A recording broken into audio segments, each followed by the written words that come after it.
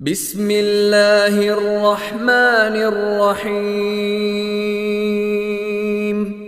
قل أعوذ برب الفلق من شر ما خلق ومن شر غاسق إذا وقب ومن شر النفاثات في العقد ومن شر حاسد إذا حسد.